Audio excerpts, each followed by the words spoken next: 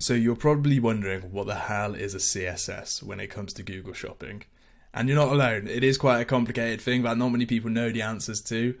So here's the video to answer your questions. In short, all a CSS is, or how it affects your account, is by adding this to the bottom of your shopping listings. And let's see what it stands for. So what it stands for is Comparison Shopping Service. And in short, it's an alternative comparison site to Google Shopping ads. Okay, so let's go onto a shopping listing and see what it actually does. So what we can see here, this one says by Google, this one says by Google, this one says by Product Hero. You can actually click on these, you know. So if you go into it and click into it, it will take you to the Product Hero shopping comparison site for the products they have listed. So it just gives you a chance to go into here and compare some other ones, but not many people really do that. So I don't really understand that part of it, but that's what you have there.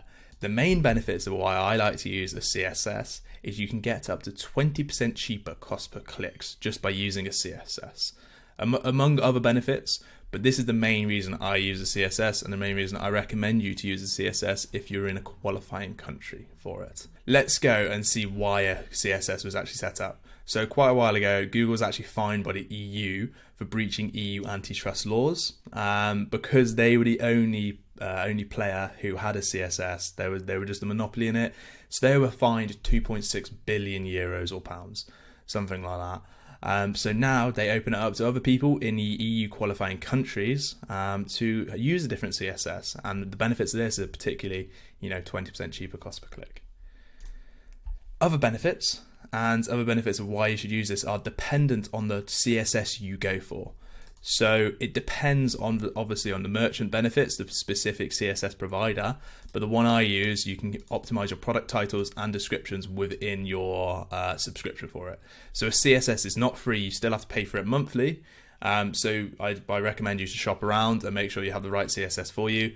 I've only used one really, so I can't really give other opinions on others, but this is the one I use and I get to optimize my product titles and descriptions, which is quite handy. So as I said, it only qualifies for certain countries in the EU, and these are the countries. Okay, so maybe pause this and see if you're on there. And if you're on there, I do recommend you should definitely look into researching a CSS and see if it is the right thing for you to do. But for me, it's a no-brainer. Though what it comes down to is typically the cost of the CSS. So roughly it's going to cost like 40 euros per month. And you got to think, how many products do I have and how much am I spending on Google? If you're spending like $5,000 a month, if you have like 1,000 products, it's a no-brainer really. But if you're not spending that much on Google Shopping and you don't have many products, then it's probably one to more consider.